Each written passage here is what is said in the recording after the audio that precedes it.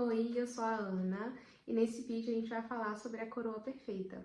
Eu vou separar em 4 episódios, vou falar sobre cada um, porque a gente já tá no 8º, né? Acabou de sair, e esse vídeo ainda é sobre o início. Então, para ficar mais fácil a gente recapitular bem, eu vou começar dessa forma.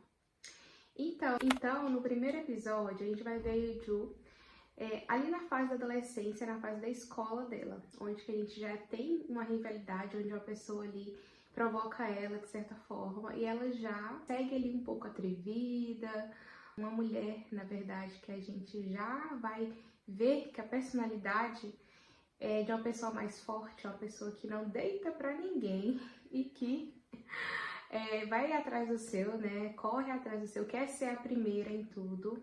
E depois muda ali um pouquinho, já mostra também que no trabalho ela continua sendo essa mulher super exigente, né, com seus funcionários.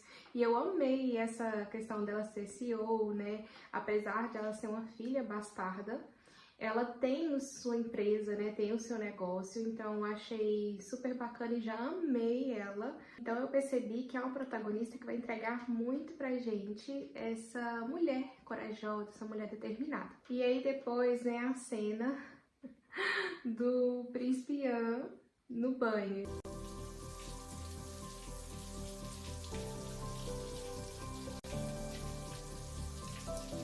Gente, o que é isso, né? A Coreia sendo Coreia.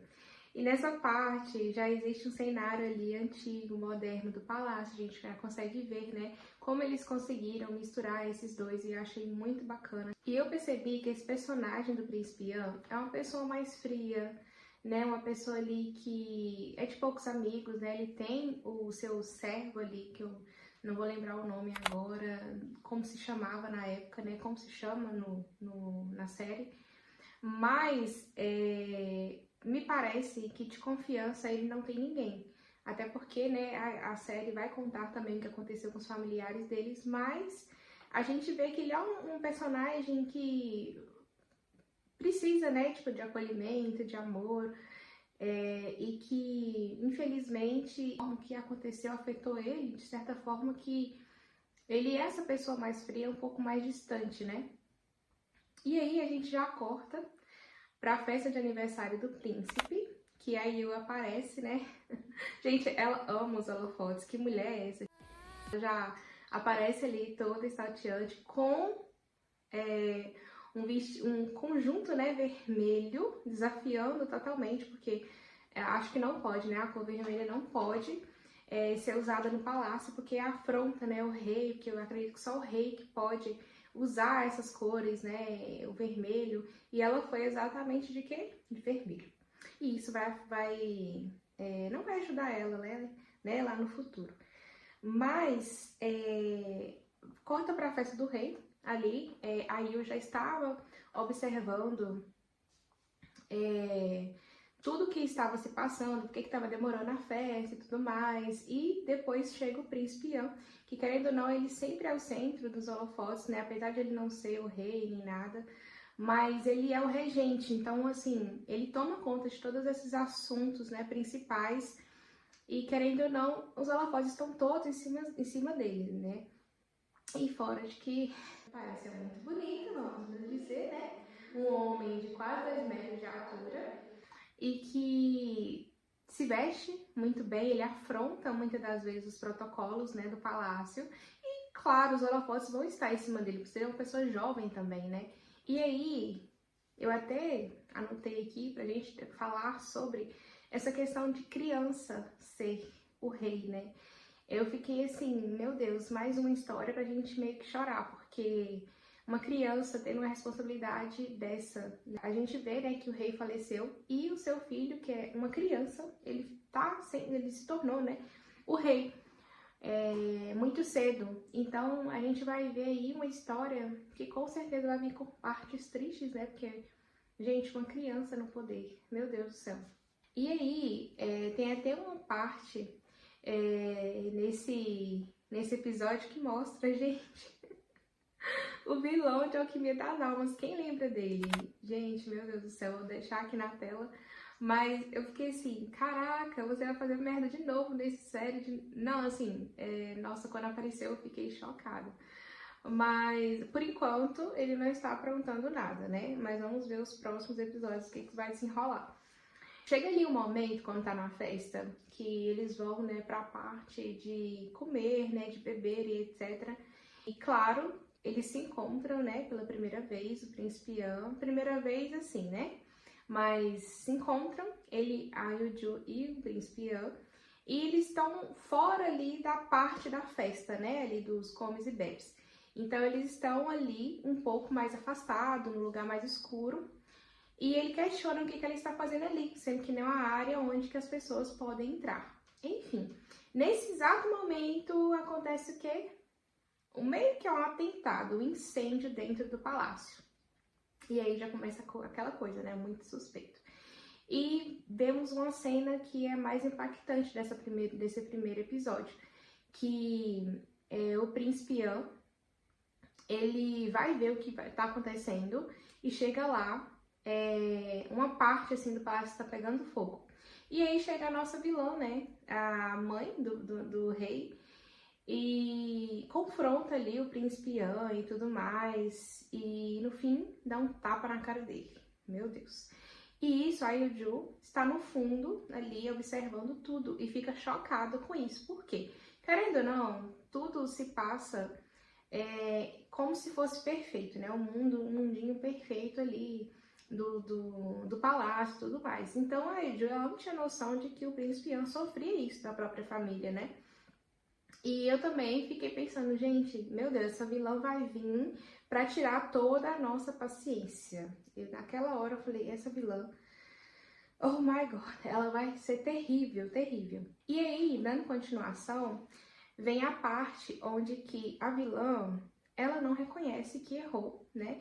Na verdade, assim, ela até tenta se redimir um pouco, mas acaba, na verdade, exigindo um casamento no príncipe Ian, para ele sair meio que dos holofotes, para ele mostrar respeito para o rei e para ela, né? Que é a rainha mãe. E aí ela propõe um casamento com uma mulher que ela vai escolher. E eu fiquei assim, como assim? Meu Deus. E eu acho que ele ficou chocado junto com a gente, porque na verdade ela foi lá pra falar outra coisa, né? Enfim, ele falou assim que não pretendia fazer isso, até porque ele não era apaixonado por ninguém, né?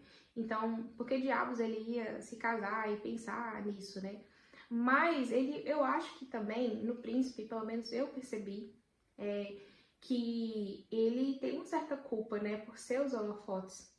E então, eu acho que ele até cogitou, no fundo, assim, de fazer isso justamente para o rei, porque ele tem um carinho muito grande pelo sobrinho dele, né? Então, para o rei realmente governar e ele sair ali um pouco da cena, né? Porque ainda não, ele, igual foi no início, né? Ele é uma pessoa que todo mundo gira todas as câmeras para ele, só que ele não é uma pessoa que faz isso de propósito, né?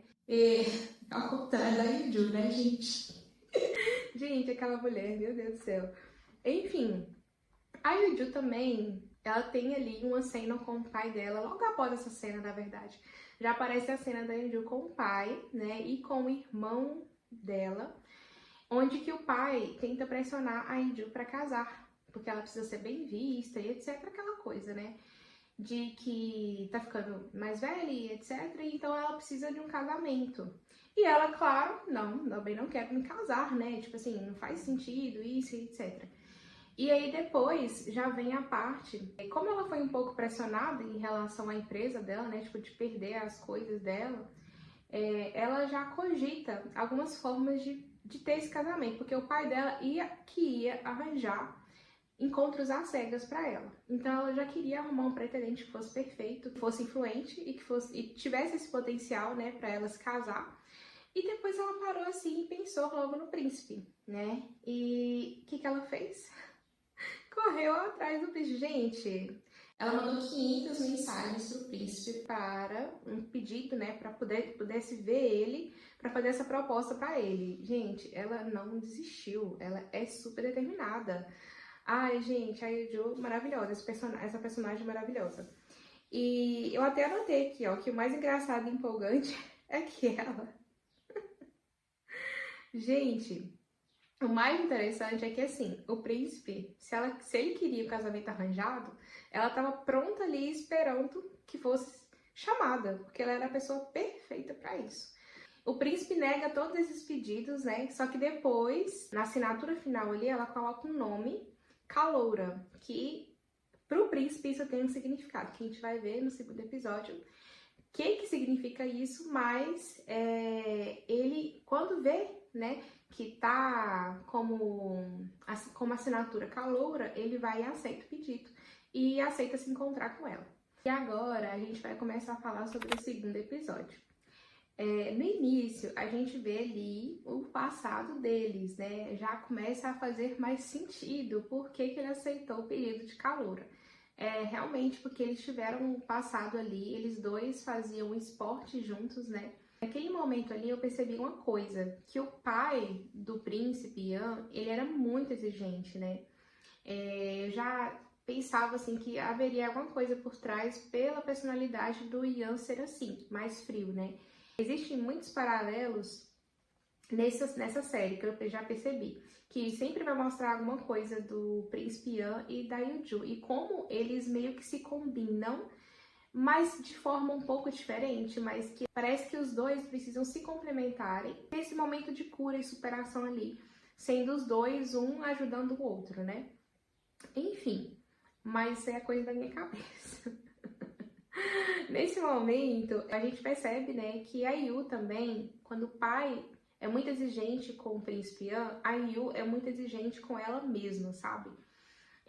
Ela faz de tudo para ser a número 1, e a gente vai ver isso também nesse episódio, o porquê, né?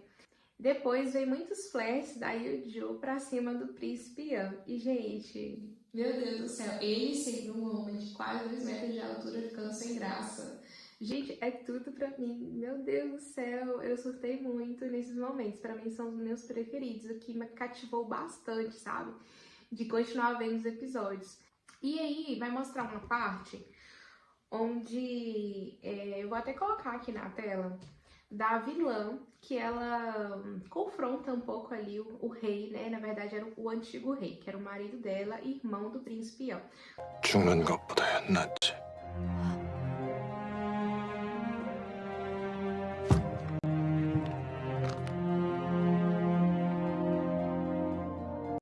죽는 게 낫습니다. Quando ele estava vivo, ele queria renunciar ao trono. E aí já começa a mostrar um pouco, né, as coisas pra gente ter mais sentido da história.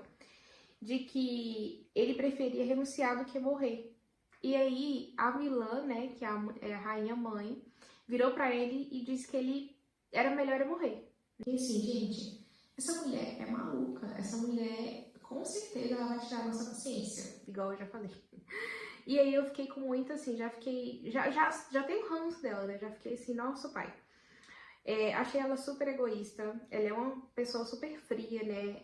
Ela tá pensando só em benefícios próprios, né? Só nela mesma. E isso afeta muito o rei, né? O filho dela, tadinho. Nosso pai, esse menino. E depois entendi que essa raiva que ela tem, inveja do príncipe Ian, é justamente porque ela queria que o reinado, né, fosse pro filho dela, de qualquer forma, tanto que, né, misteriosamente ali no incêndio, o marido dela morreu, tendo ela já falado que ele preferia a morte dele do que ele renunciar ao trono, porque se ele renunciar ao trono, iria pro príncipe Ian, né? E aí, como ela não queria isso, ela, não sei, então fica aí no ar, né? Com esse contexto, né, com essa cena, eu fiquei muito pensativa nessas coisas, né, de que realmente a inveja dela, ela ia fazer de tudo, assim, pra que o filho dela reinasse, que o príncipe Ian saísse da vida dele de todas as, tipo assim, de qualquer forma, sabe, assim, ela queria afastar ele de qualquer forma. O príncipe Ian, ele é amado por ele ser ele, né, ele não busca os holofotes. E ela já querendo buscar esse holofote pro filho dela, que, coitado, nem entende muito bem o que tá acontecendo, nem sabe se é isso mesmo que ele quer, isso só foi imposto a ele, vira aquela coisa assim, né, de egoísmo mesmo. Ela é uma pessoa egoísta e pronto, acabou. Então, essa questão também da morte do antigo rei, eu acho que gerou um trauma no Ian, porque, querendo ou não, gerou responsabilidade para ele muito novo, né? Ele já começou a ficar mais responsável e ser o regente, tomar conta de tudo logo cedo, apesar de ele não ser o rei. Ele não tem o título de rei, e ele tem as obrigações de praticamente se fosse um rei, né? E aí vem para a premiação que tem, né? E a Yu, como sempre, dando em cima do príncipe Yan. Tem umas cenas super fofas dela. Gente, eu vou colocar aqui na tela, porque eu vou enaltecer muito a Yu.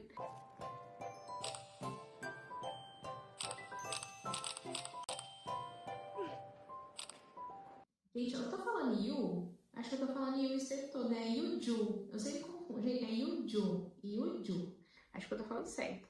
Mas a Yuju, ela tem cenas fofinhas com o chapéu dela que ela ganhou na premiação. E eu vou deixar aqui na tela pra gente curtir um pouquinho, porque eu amo essa protagonista, gente. E aí vem um rapaz, né, o ministro, acho que é o ministro Min que ele chama, ainda não recordei. Mas ele pede ela pra tirar o chapéu, eles estão tipo almoçando ali, né, juntos, porque eles são amigos desde aquela época da escola dela, desde a época onde que ela conheceu o príncipe também. Eles são amigos e claramente esse cara gosta dela, né? Enfim. E aí eu já pensei assim, no momento onde que ele pediu pra ela tirar o chapéu, enquanto eles estavam almoçando, eu fiquei assim, eu não gosto de você. Eu já comecei a odiar esse homem. E aí tem um momento onde o príncipe Yan, ele meio que passa mal, né? E aí o Ju foi ver como é que ele estava, né? O príncipe. Nesse momento ali, esse amigo, né, do príncipe Yan, que anda sempre junto com ele, virou pra ele e falou assim que ela, na verdade, questionou por que que não chamava o médico. Ele não ia pro palácio e seria tratado lá, né? E aí o rapaz, ele explicou que ele odeia ser o centro das atenções, que ele não gosta de preocupar os outros. Na verdade, se ele fosse pra lá, muitas outras pessoas, né, tipo assim, iam se preocupar com o bem-estar dele, tipo, tanto as cozinheiras, tanto os médicos, né? E ele não queria isso. E aí isso interliga naquela hora ali que eu falei sobre realmente ele cogitar casar e etc, justamente para dar esse espaço para o rei, né? Porque, querendo ou não, ele sempre vai ser o centro das atenções. E aí, nesse momento, parece que velho, de onde que essa mulher surgiu? Essa mulher apareceu lá. Gente, como? Sabe? Essa mulher brota. Aí a vilã, que eu também não lembro o nome dela, graças a Deus também, por não lembrar o nome dessa mulher chata, mas ela aparece lá do nada, Rainha Mãe. Vou sempre chamar ela de Rainha Mãe. E aí, ela aparece lá e, querendo ou não, a Yuju tinha que se esconder, né? E aí, pronto, ela se esconde e tudo mais. Só que eu não lembro agora se ela acabou vendo a Yuju lá ou se ela só desconfiou que a Yuju estava lá. Acredito que foi só um desconfiamento. Ela só desconfiou mesmo. Só sei que no outro dia apareceu 500 boatos de que a Yuju era amante do príncipe Yan. E aí, você acha que a Yuju ficou brava? Gente, ela tava lendo todos os comentários e fazendo piadas em cima do comentário. Gente, toda vez que aparece alguma coisa e eu acho que a Yuju ela vai reagir de uma forma e ela reage de outra, eu já amo essa mulher. Esqueci de falar, ali no finalzinho do segundo episódio, eles conversarem, né, Yuju e o príncipe, ele, no final, né, aceita a proposta da Yuju e eles dois vão ser um casal. Só que a gente sabe que tem muitos problemas para isso, não é só os dois quererem serem casados, né? Até porque vai ser um casamento meio de fachada, mas para ser um casamento de verdade para o mundo, eles precisam da aprovação, né? Principalmente o príncipe precisa da aprovação das pessoas ali do palácio, né? Dos ministros, enfim. E nesse terceiro episódio, a gente vai ver um pouco sobre isso. E aí, no início, a gente já vê eles mais juntinhos ali como um casal. E, claro, a vilã, né, a rainha mãe, já veio atrapalhar. E, como eu disse, ela é a principal e a primeira pessoa a negar o pedido, né, a negar esse casamento. E ela continua arranjando pretendentes para o príncipe mesmo, sabendo da escolha dele, né? Nesse episódio vai mostrar um pouco também sobre a Yu, né, sobre a adolescência dela. Lembra que eu falei assim, que apesar de ter uma mulher, né, que é como se fosse uma inspiração pra gente, uma pessoa corajosa, uma mulher determinada, né, que, apesar disso tudo, existia alguma coisa triste por trás de toda essa questão dela não, tipo assim, se sentir por baixo, sempre querer ser a primeira, ser exigente consigo mesma, né? E aí mostra a cena dela quando era criança. E aí alguém trouxe ela, né, pra falar com esse pai dela, né? E aí acontece que ela fala isso bem em frente à família inteira. E a mulher, né, do pai dela, acaba, parece, tendo um infarto. Tipo assim, ela ficou chocada um pouco com a notícia e teve um infarto. Eu ainda não sei se é realmente isso, porque não mostrou certinho, mas o que deu a entender da cena era isso, né? E aí depois a gente vê várias cenas da Yoo-joo sempre querendo superar o Tae-joo. E ela se esforçava o dobro só para merecer o carinho do pai. Porque o Tae-joo, que é o irmão dela, ele considera da família, porque ele já tinha uma família construída. E realmente ele considera a Yoo-joo como uma bastarda. Então a Yoo tinha que fazer muito mais, o dobro, para ter a atenção dele, né? E eu acho que ela não conseguia ver isso, que ela precisava era da atenção, do carinho dele, né? Que ela queria era isso. E no meio disso tudo, ela sempre pedia coisas materiais, tipo assim, mostrou a cena lá de que o Tae-joo, né, que o irmão dela ganhou uma bicicleta, e aí ela pediu uma bicicleta muito maior do que a dele. Então, assim, ela queria uma certa competição com o irmão dela pela atenção do pai. E ele sempre recebia um carinho do pai por ser ele não precisava fazer nada, mas ela não, ela tinha que se esforçar muito para ser vista pelo pai, sabe? Então aí já começa, meu Deus, aquela história mais triste de que realmente tinha alguma coisa aí que a gente precisava saber pra Yoo-joo ser Yoo-joo hoje, né? Mas enfim, um momento bacana que vai nos mostrar esse ato de coragem dela ser uma mulher, querendo ou não, mesmo que ela sofra por dentro, mas ela tenta colocar em limites, né, e ser ela mesma, não deitar pra ninguém. É o momento onde que, depois disso, aparece a cena do pai dela na casa dela e exigindo algumas coisas dela e falando que vai tirar a empresa dela, que vai deserdar ela, e aí ela meio que não se rebaixa aquilo ali, né? Meio não, ela não se rebaixa aquilo. E na verdade ela fala pro pai que ele pode fazer o que quiser. E aí depois mostra a cena, né, do Ian, né, gente, perguntando, né, se ela estava bem e ela quase chorando depois daquele tudo, aquela cena ali que se passou, né, e eu fiquei, ai meu Deus, tadinha, ela só precisa de amor e carinho. E aí, depois do que aconteceu, né, que a questão ali também das adolescentes jogando os ovos nela e tudo mais, ela relatou aquilo pro príncipe. E o príncipe foi levar ela pra morar no palácio, gente. Que isso? Ele é tudo também, né? Ele é o pretendente que a gente também gostaria. E aí foi levar ela pra morar no palácio, porque ela precisava ficar segura e protegida, enfim, né? E essa cena, que pitica, gente, eu vou colocar aqui também. Ai, eu amo, meu Deus.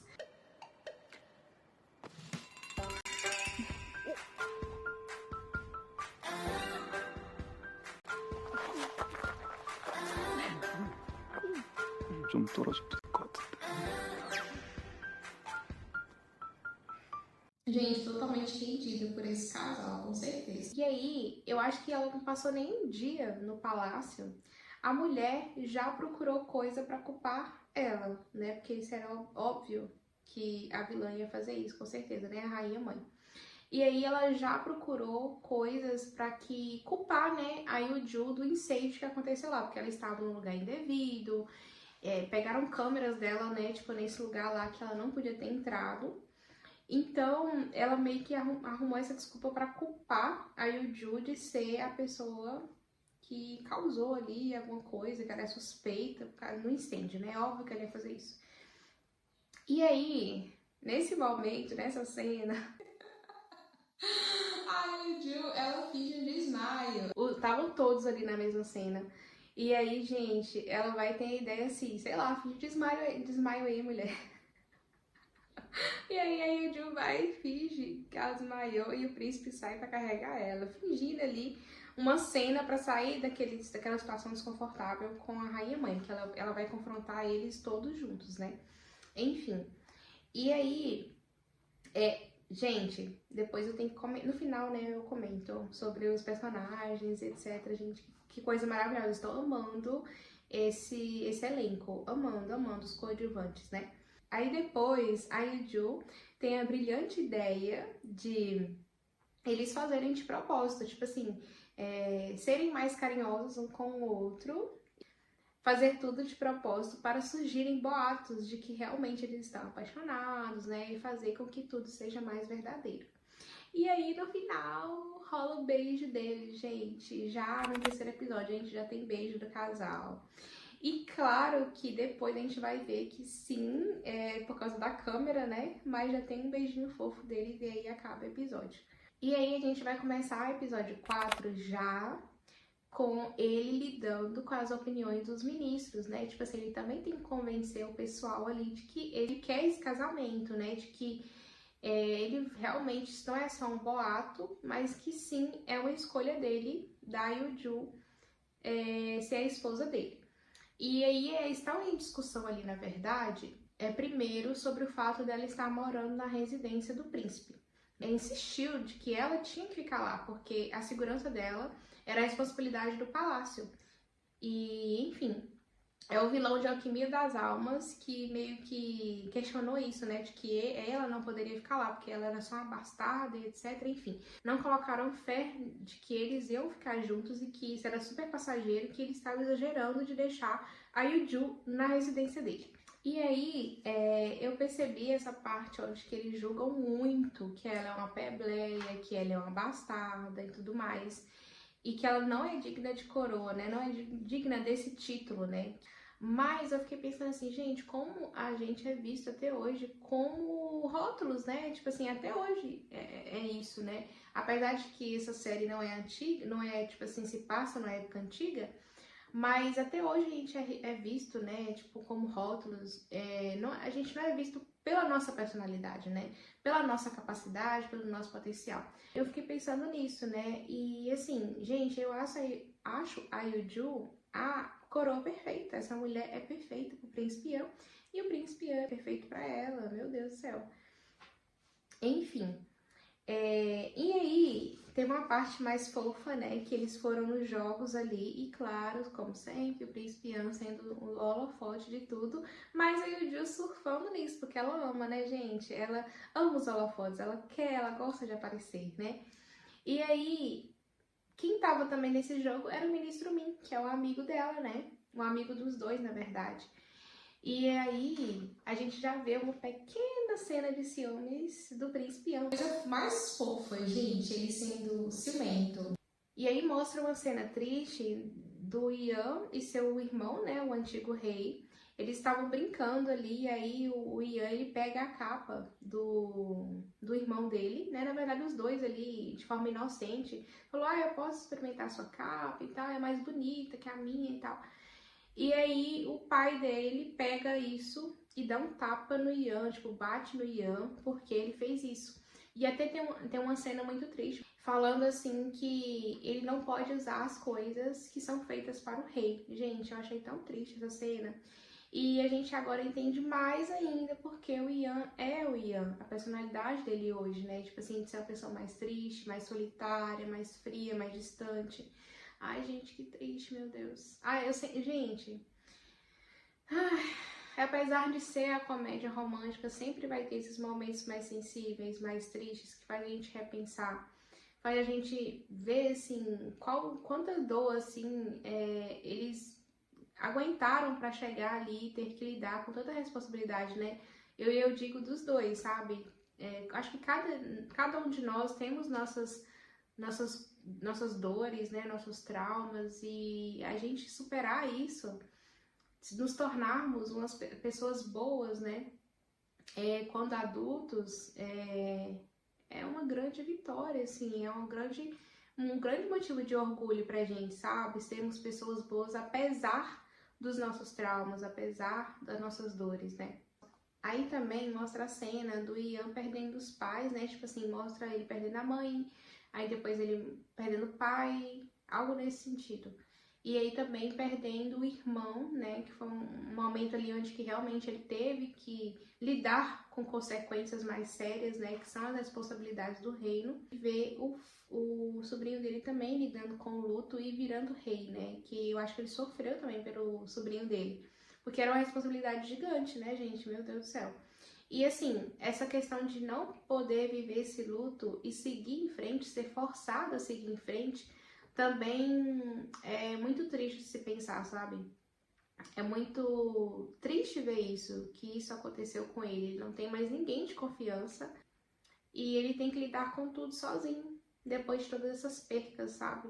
E aí, depois vem a cena final ali do rei, dele olhando as crianças, né? Podendo brincar, podendo correr, se divertir. E ele tendo as responsabilidades de rei, porque ele não pode simplesmente sair da escola e ter que, assim, simplesmente sair andando e ir para casa. Ele tem que entrar no carro, ele tem que ter seguranças perto dele, tem que ter um ministro, né, perto dele. E eu achei muito triste essa cena. Depois ele vai se alegrar com a Yuju, né? Tem ali um momento descontraído de todo mundo, de todos os personagens, né? Tanto do ministro, tanto dos cuidadores ali, dos ajudantes, né? Tipo assim, dos servos, de todos eles, dos empregados. Eu achei muito bacana essa cena. A Yuju, ela interagiu muito com o rei e curtiu esse momento ali. Eu achei muito bacana. Volto também nessa questão da gente sermos pessoas boas, nos tornarmos pessoas boas apesar das nossas dores, né? E aí o Ju mostra muito isso, mostra muito essa empatia, que ela já percebeu que existe algo ali muito, assim, uma falta de união ali familiar. E claro, eu tenho certeza, assim, que ela super tem empatia pelo rei por ser uma criança e ter tanta responsabilidade. E eu achei lindo, eu até, tipo, anotei aqui, dela sendo uma forma de acolhimento para ele, sabe? Na sensibilidade de poder dar bondade apesar de não ter recebido bondade. É a personagem da Yuju, né?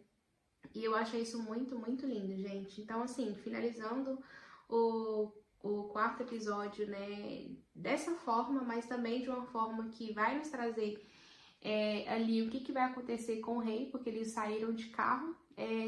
Tem essa questão sensível, né, que eu anotei aqui, que são as partes que eu mais consigo captar e eu gosto mais, mas finalizou, na verdade, com eles ali dentro do carro. Aí o Ju cede a um pedido do rei, que ele queria andar muito num carro, e acaba que esse carro foi sabotado, tenho certeza que foi sabotado, tá?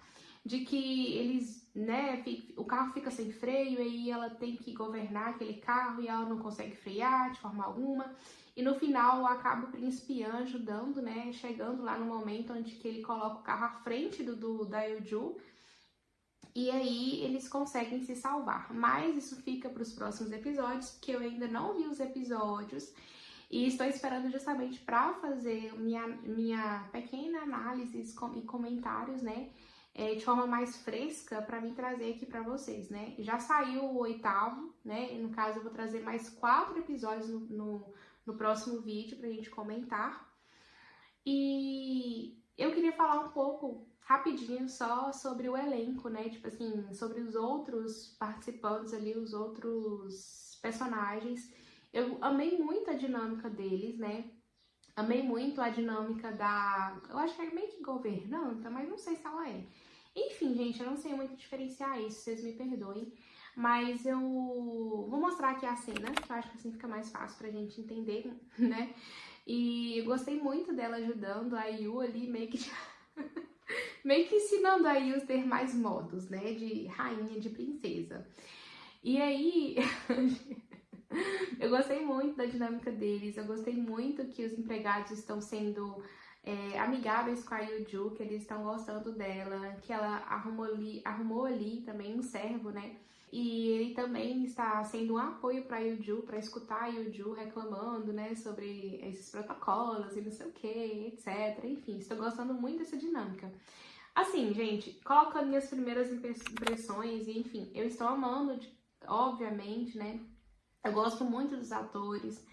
Eu gostei muito da dinâmica, desde o primeiro episódio me prendeu bastante. E até agora estou gostando também, principalmente desse lado mais sensível, mais dessas comédias, assim, que a Yoo-Joo, eu acho que ela é mais que traz isso pro dorama. Tipo assim, o personagem dela é muito carismática e ao mesmo tempo muito forte, muito determinada, e eu estou gostando bastante desse misto, né? Eu amo doramas assim que nos divertem e também nos fazem chorar. Então vocês me falam aqui nos comentários o que vocês estão achando do dorama até agora. Se você assistiu já até o 8º, não deixe spoiler, por favor, se você for comentar. Mas fala o que você achou até aqui sobre os meus comentários, né? Sobre esses 4 primeiros episódios, tá? Então, até o próximo vídeo.